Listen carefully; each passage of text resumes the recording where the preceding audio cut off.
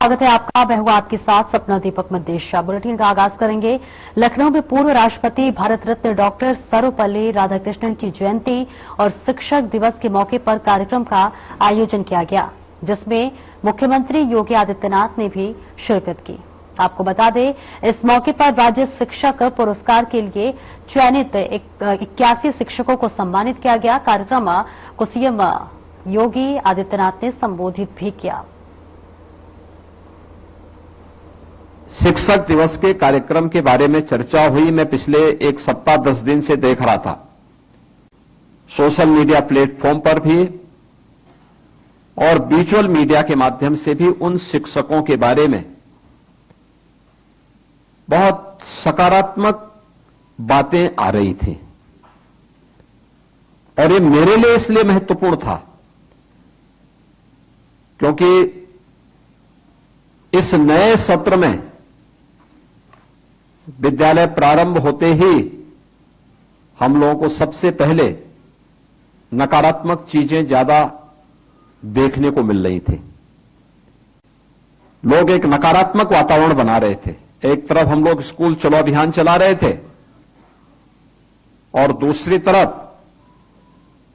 प्रदेश के अंदर एक नकारात्मक वातावरण शिक्षा के क्षेत्र में फैलाने की कुत्सित चेष्टा हो रही थी। उन स्थितियों में जब हमारे बेसिक और माध्यमिक शिक्षा से जुड़े हुए और स्ववित्त पोषित विद्यालयों से जुड़े हुए शिक्षकों के बारे में कुछ अच्छा सकारात्मक सोचने और देखने का अवसर प्राप्त हुआ तो एक सुकून हुआ कि चलिए कहीं से अच्छा तो हो रहा है। और ये अच्छा बताता है कि आज 81 हैं, कल यह 8 लाख की संख्या पहुंचेगी जरूर, क्योंकि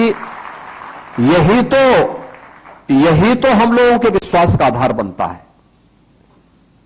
और इसी आधार पर हम लोगों ने उत्तर प्रदेश के अंदर कार्य करके उत्तर प्रदेश की कायाकल्प को करने में सफलता प्राप्त की है। याद करिए ना, यही तो प्रदेश था, यही प्रदेश था। क्या शिक्षा के क्षेत्र में, क्या स्वास्थ्य के क्षेत्र में, क्या अर्थव्यवस्था के क्षेत्र में, क्या सुरक्षा के क्षेत्र में, क्या कृषि और जल संसाधन के क्षेत्र में, क्या रोजगार और कौशल विकास के क्षेत्र में, हर एक क्षेत्र में हम लोग बॉटम 5 में थे। सबसे पीछे की गिनती में हमारे नाम आते थे, यूपी का नाम आता था। लेकिन पिछले 8-8.5 वर्ष के अंदर प्रधानमंत्री जी के मार्गदर्शन में, प्रधानमंत्री मोदी जी के नेतृत्व में देश के अंदर जो एक सकारात्मक वातावरण बना, उस सकारात्मक वातावरण को पिछले 8-8.5 वर्ष में उत्तर प्रदेश ने हाथों हाथ लिया। परिणाम क्या है कि हमने शिक्षा के क्षेत्र में, स्वास्थ्य के क्षेत्र में, सुरक्षा के क्षेत्र में, रोजगार और कौशल विकास के क्षेत्र में, कृषि विकास और जल संसाधन के क्षेत्र में, जीवन के प्रत्येक क्षेत्र में कुछ नया किया।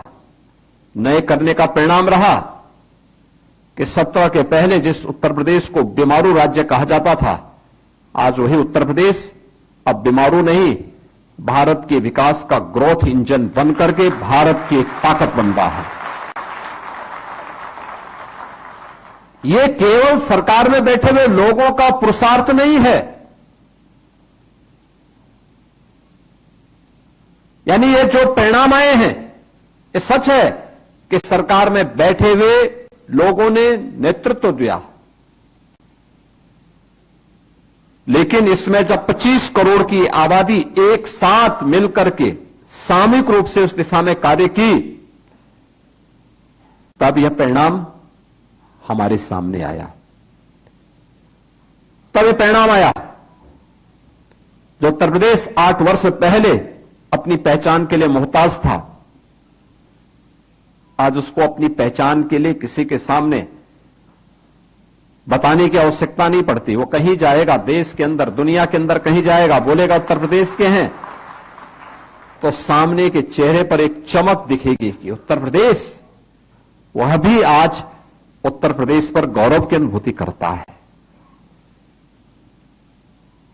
8 वर्ष पहले कौन लोग थे जिन लोगों ने पहचान का संकट खड़ा किया था?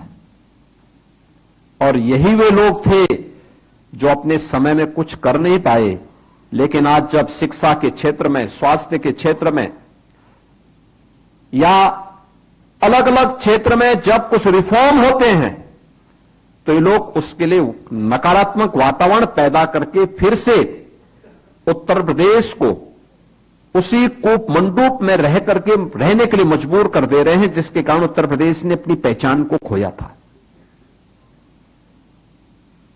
उत्तर प्रदेश के सामने पहचान का संकट जिन कारणों से पैदा हुआ था, उन पहचानों में जो कार्य हुए थे, मुझे अच्छा लगा था। जब मैं देखता हूं नीति आयोग की बैठकों में हम लोग जाते हैं, तो शिक्षा के क्षेत्र में हमारे कुछ उदाहरण सामने आए। नीति आयोग ने देश के अंदर शिक्षा के क्षेत्र के नवाचार में, जब मैं नीति आयोग की पुस्तकों को देख रहा था, तो उन्होंने देश के अंदर शिक्षा के क्षेत्र में कहां क्या नवाचार हुआ। जब बेसिक शिक्षा के ऑपरेशन कायाकल्प को मैंने देखा, मुझे लगा देखो ये कार्य हमने 17 में प्रारंभ किया था, ऑपरेशन कायाकल्प। आज वो देश के अंदर एक प्रेरणा बनी हुई है।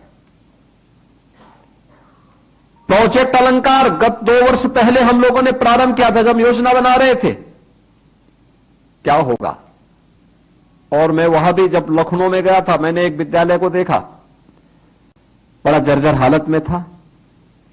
बाराबंकी में मैं गया था, वहां के जीजीआईसी को मैं देख रहा था, भवन को, बहुत जर्जर हालत में था। किसी समय बना था विद्यालय।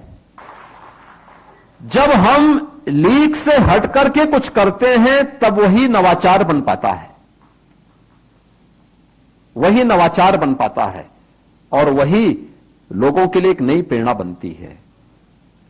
आज जो हम जिन 81 शिक्षकों को, जिसमें बेसिक शिक्षा परिषद के, माध्यमिक शिक्षा परिषद के और स्ववित्त पोषित विद्यालयों के शिक्षक हैं,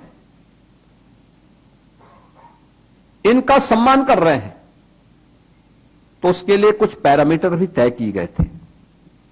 पहले होता क्या था कि जनपदों से सिफारिश जो आएगी, तो जनपदों से सिफारिश तो उनकी होती थी जो दिन भर जिला विद्यालय निरीक्षक और बेसिक शिक्षा के यहां बैठे रहते थे, औरों की नहीं आती थी। जो सचमुच ईमानदारी से काम करता था उनकी नहीं आ पाती थी। और मैंने 17 के बाद 18 में जब बात आई थी, तो मैंने इस पे आपत्ति की थी, क्योंकि मैंने कुछ नाम ऐसे देखे थे जो उस क्षेत्र के बदनाम नाम थे।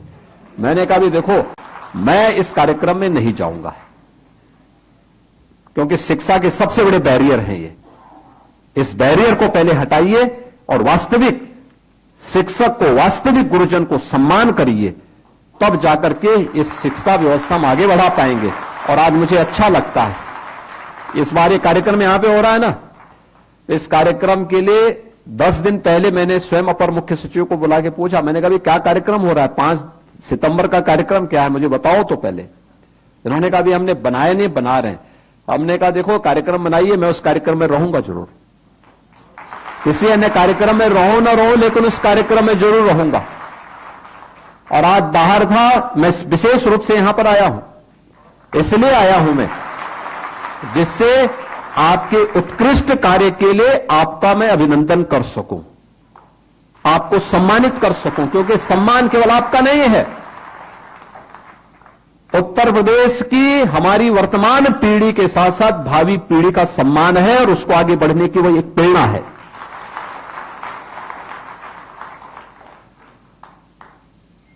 माध्यमिक शिक्षा 17 के पहले पूरी तरह बदनाम हो चुकी थी, अच्छे लोग भागते थे, पठन पाठन का और एक छोटे से ब्रेक के लिए रोकेंगे, जल्द लौटते हैं।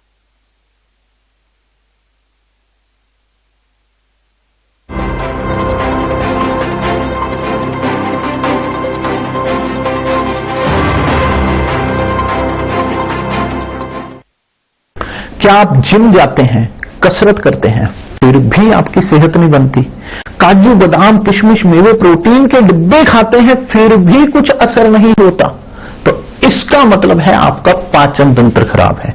और जब तक के पाचन तंत्र दुरुस्त नहीं होगा, आप जितना मर्जी अच्छे से अच्छा खा लो, आपकी सेहत नहीं बन सकती।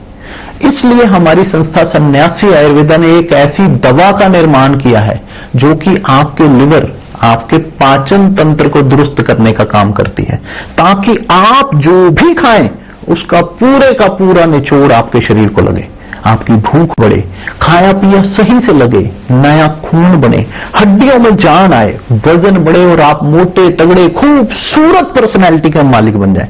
सिर्फ 699 रुपए की पूरे 1 महीने की दवा होती है और आप इसे घर बैठे 01145454545 पर फोन करके दवा मंगवा सकते हैं।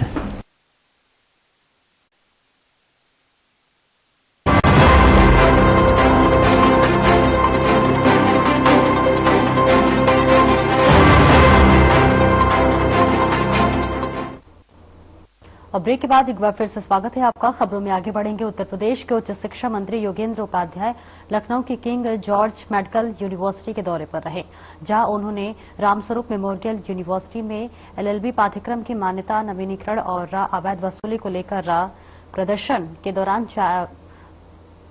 आए हुए छात्रों से मुलाकात की। और इस दौरान योगेंद्र उपाध्याय ने घायल छात्रों से उनका हालचाल पूछा और उनकी चिकित्सा व्यवस्था की जानकारी ली। इस दौरान छात्रों ने मंत्री को वीडियो दिखाते हुए कहा कि किस तरह से शांतिपूर्ण तरीके से अपनी समस्या उठा रहे थे, लेकिन फिर भी उनके साथ बर्बरता की गई। मंत्री ने छात्रों की बातों को ध्यान से सुना और आश्वासन दिया कि सरकार छात्रों के साथ खड़ी है और उनके हितों की अनदेखी किसी भी स्थिति में बर्दाश्त नहीं की जाएगी।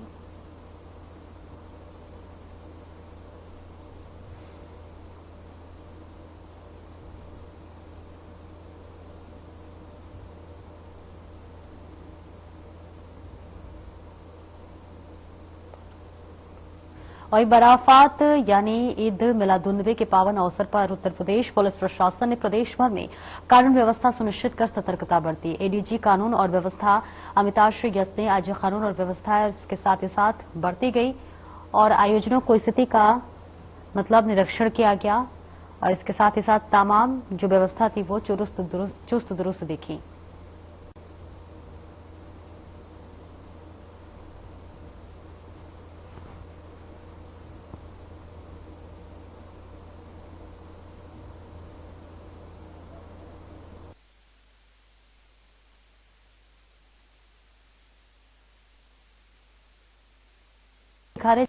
जो ईद मिलादुन्नबी के मौके पर जो है व्यवस्था वो चाकचौबंद थी। यहाँ पर तमाम जगह जगह पर पुलिस फोर्स तैनात किए गए थे, सीसीटीवी कैमरे भी लगाए गए थे और देखिए किस तरह से निगरानी की जा रही थी कि किसी भी तरह की कोई भी दिक्कत हमारे मुस्लिम भाइयों को न हो और ये त्योहार सही तरीके से मना सके।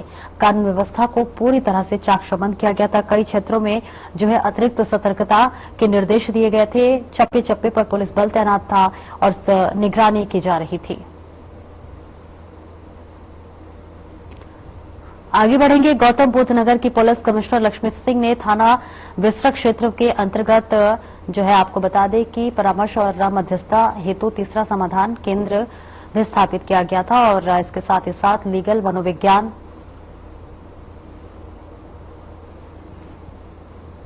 इसके साथ ही साथ आपको बता दें कि पारिवारिक संबंधों को विकसित करने तथा उनको स्थिर बनाए रखने में सहायक सिद्ध होगा। तो वही कार्यक्रम के दौरान एसीपी महिला सुरक्षा और रजिस्ट्रार गलगोटिया विश्वविद्यालय ने एसडीआरसी स्थापित और संचालित करने में संबंधित एमओयू पर हस्ताक्षर किए।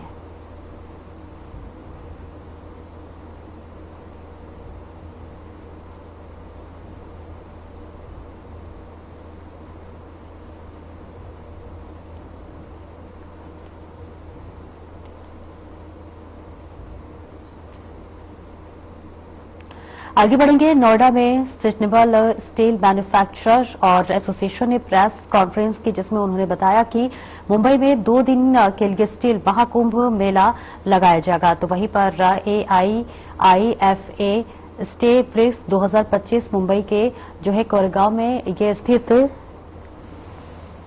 19 और 20 सितंबर को इस कार्यक्रम का आयोजन होगा। सेंट्रल मिनिस्ट्री ऑफ स्टील के मंत्री और अधिकारी भी कार्यक्रम में शामिल होंगे। इस महाकुंभ में वन इंडस्ट्री वन डेस्टिनेशन का नारा दिया गया है। महाकुंभ का मतलब है कि स्टील सेक्टर को टेक्नोलॉजी पॉलिसी से कैसे बेहतर बनाया जा सके। इसके साथ ही साथ इस महाकुंभ में 3000 कंपनी शामिल होंगी और विदेशों में 282 कंपनी शामिल होंगी।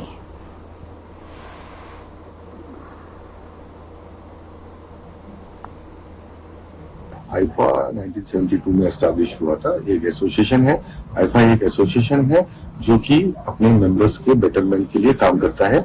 आईफा के मेंबर्स जो है 47% ऑफ द स्टील बनाते हैं। इंडिया के स्टील प्रोडक्शन में उनका 47% का कंट्रीब्यूशन है। और इस स्टील सेक्टर को रिकॉग्नाइजेशन देने के लिए स्टील मिनिस्ट्री ने हम लोगों को, हमारे एसोसिएशन को मैंडेट दिया है। बोला कि आप आपकी मेंबर्स को रिकॉग्नाइज करवाओ। इसके तहत बहुत सारी चीजें उन्होंने लाई है। इंसेंटिव स्कीम लाई है, ग्रीन टेक्सोनॉमी के तहत ग्रीन स्टील सर्टिफिकेट इशू कर रहे हैं। R&D के लिए काफी फंड उन्होंने एस्टैब्लिश किया है। और इस इंडस्ट्री की ग्रोथ से इकोनॉमी में ग्रोथ होगी, ये ध्यान में रखते हुए इस इंडस्ट्री को सपोर्ट करने की बात रखी गई है। इस महाकुंभ को स्टील मिनिस्ट्री ने सपोर्ट किया गया है, जो कि स्टील महाकुंभ 19 और 20 तारीख को बॉम्बे में होने वाला है। और इसमें स्टील मिनिस्ट्री से सारे लोग आ रहे हैं। स्टील मिनिस्टर भी आ रहे हैं, महाराष्ट्र के चीफ मिनिस्टर हैं, और new power consumer affair minister Shri Pralhad Joshi ji भी इसमें आ रहे हैं। तो कैसे हम हमारे देश का स्टील प्रोडक्शन को सस्टेनेबल, ग्रीन और अफोर्डेबल बना सके, इसके ऊपर इस सत्र में चर्चा होने वाली है। बहुत सारी पॉलिसीज का डिस्कशन होने वाला है। ग्रीन स्टील के certificate government of steel ministry issue करने जा रही है हमारे मेंबर्स को। इससे क्या हो रहा है कि हमारे सारे मेंबर्स को रिकॉग्नाइज करने की बात की जा रही है, उनको ग्रीन सर्टिफिकेट के तहत एक साथ लाने की बात कर रही है। इसलिए इस महाकुंभ को वन इंडस्ट्री वन डेस्टिनेशन का नारा दिया गया है। और इस महाकुंभ के अंदर नेबरिंग कंट्रीज से काफी लोग आ रहे हैं। 282 लोग अभी तक रजिस्ट्रेशन कर दिया है, जो कि अदर कंट्रीज से आ रहे हैं, जैसे कि नेपाल से आ रहे हैं, श्रीलंका, बांग्लादेश, भूटान और सऊदी से कुछ लोग आ रहे हैं, अफ्रीकन कंट्रीज से कुछ लोग आ रहे हैं। तो ये सब कुछ क्यों हो रहा है? ये सब कुछ इसलिए हो रहा है कि जो ट्रम्प टैरिफ का जो इम्पैक्ट हुआ है, उससे हम लोग बहुत सतर्क हो गए और हम लोगों ने डिसाइड किया कि अब हम लोगों को अपने दम पे हमको विकसित भारत की ओर बढ़ना है। और ये नारे के साथ में हमारे प्राइम मिनिस्टर नरेंद्र मोदी जी ने पूरा सपोर्ट इंडस्ट्री को देने की बात की है। Steel ministry, commerce ministry, coal and mining ministry काफी इसको सपोर्ट दे रही है। और दिल्ली में आधिकारिक प्रवक्ता ने साप्ताहिक मीडिया ब्रीफिंग की। उन्होंने क्या कुछ कहा, ये आपको सुनवाते हैं।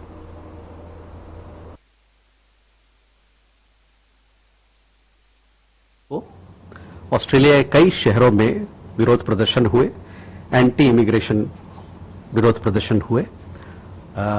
हमारे जो उच्चायोग वहां हैं और हमारे जो कौंसुलावास, कई एक कौंसुलावास जो ऑस्ट्रेलिया में है, इस मुद्दे पर, इस मसले पर वहां के सरकार के साथ और वहां के भारतीय समुदाय के साथ इस पर संपर्क बनाए रखा है उन्होंने। और प्रोटेस्ट, जब विरोध प्रदर्शन हुआ उससे पहले भी जो उनसे जो साझा किया गया चिंताएं हमारे समाज की, वो ऑस्ट्रेलिया सरकार के सामने में हम लोग रखा। हम लोगों को ऑस्ट्रेलिया सरकार की तरफ से जवाब आया कि वो मानते हैं कि ये चिंताएं, ये प्रोटेस्ट को लेके, विरोध प्रदर्शन को लेके जो चिंताएं हैं वहां के अलग अलग समुदाय के लोगों के लिए, वो एक मसला है। और आपने देखा होगा कि वहां पर बहुत सारे राजनेतागण, साथ ही में जो सीनियर लीडर्स हैं दोनों तरफ से, सरकार की तरफ से और विपक्ष की तरफ से, उन्होंने कई एक स्टेटमेंट जारी किया है, ये कहते हुए कि ऑस्ट्रेलिया एक बहुसांस्कृतिक समाज है, मल्टीकल्चरल समाज है और उसमें हर पक्ष का, हर समुदाय का योगदान है। उन्होंने भारतीय समुदाय की जो वहां पर कंट्रीब्यूशन है, जो योगदान है, उसको उन्हें सराहा और साथ ही में उसको स्वीकार भी किया है। हमारी तरफ से ये मानना है कि विविधता हमारे समाज का और किसी भी समाज का एक एक स्ट्रेंथ होता है, एक उसको मजबूती प्रदान करता है। और जहां तक ऑस्ट्रेलिया और भारत की साझेदारी का सवाल है, जो कि कॉम्प्रिहेंसिव स्ट्रेटेजिक पार्टनरशिप है, इसको हम और मजबूत करना चाहते हैं। और इसमें जो दोनों देशों के बीच में जो गठजोड़ है लोगों के बीच में, वो उसको मजबूती प्रदान करता है। भारत सरकार अपनी तरफ से प्रतिबद्ध है कि भारतीय नागरिक और भारतीय समुदाय जो बाहर रहते हैं, उनके कल्याण के लिए वो हमेशा प्रतिबद्ध है और काम करता रहेगा। अभी के जो विरोध प्रदर्शन हुए ऑस्ट्रेलिया में, उसमें हम वहां के सरकार के साथ और वहां के समुदाय के साथ संपर्क बनाए हुए हैं। मधु, ऑन इंडिया भारत चीन के बातचीत के बारे में, देखिए भारत और चीन के रिश्तों में अभी आपने देखा होगा कई एक मुलाकातें हुई हैं, लीडर लेवल पे हुई है। तियानजिन में माननीय प्रधानमंत्री की मुलाकात वहां के राष्ट्रपति शी जिनपिंग से हुई। मुलाकात के बाद हम लोगों ने एक प्रेस विज्ञप्ति जारी किया और काफी डिटेल में प्रेस विज्ञप्ति, उसमें हर मुद्दों पर बात रखी गई है। और जैसा कि उस प्रेस विज्ञप्ति में आप देखेंगे कि हम लोगों ने दोनों नेताओं ने इस बात का स्वागत किया है कि इस रिश्ते में एक पॉजिटिव मोमेंटम और स्टडी प्रोग्रेस बना हुआ है। तो मैं चाहूंगा कि आपका नजर इस प्रेस विज्ञप्ति पे आप लाएं, ताकि और भी जो डिटेल में हम लोगों ने बातें रखी हैं उसको आप बेहतर समझ पाएंगे। पीटर नवारो के कमेंट के बारे में हम लोगों ने कुछ गलत और गुमराह करने वाले कमेंट या स्टेटमेंट श्री नवारो की तरफ से देखा है, और साथ ही साथ हम ये कहना चाहते हैं कि ये हमारे लिए अस्वीकारनीय है, इसको हम अस्वीकार करते हैं। हम लोगों ने पहले भी कहा है कि दोनों देशों के बीच में एक कॉम्प्रिहेंसिव ग्लोबल स्ट्रेटेजिक पार्टनरशिप है, और हम चाहते हैं कि इस पार्टनरशिप को जो मुद्दे तैयार किए गए हमारे बीच में, एक सब्सटेंटिव एजेंडा जिसको बनाया गया है, उस पर काम करके हम इसको आगे ले जाएं, दोनों देशों के बीच में एक आपसी समझ के साथ, दोनों के शेयर्ड इंटरेस्ट के साथ, और साथ ही साथ म्यूचुअल रिस्पेक्ट के साथ। युद्धाभ्यास चल रहा है अलास्का में, साथ ही साथ कुछ दिन पहले 2+2 का इंटरसेशनल मीटिंग हुआ था। एक और डेलीगेशन, एक दल आया था डिफेंस पॉलिसी ग्रुप का अभी कुछ दिन पहले। तो दोनों देशों के बीच में आवाजाही, दोनों देशों के बीच में बातचीत चल रही है, और हम प्रतिबद्ध हैं कि इस साझेदारी को और मजबूत करें। यूक्रेन के मुद्दे पर आपने देखा होगा कई एक सारी बातचीत हुई है प्रधानमंत्री और दुनिया के अलग अलग लीडरों के साथ। उसके बाद हम लोगों ने प्रेस विज्ञप्ति भी जारी की है, और जहां तक यूक्रेन के हमारा पोजीशन का सवाल है, ये हमने आपको बताया है कि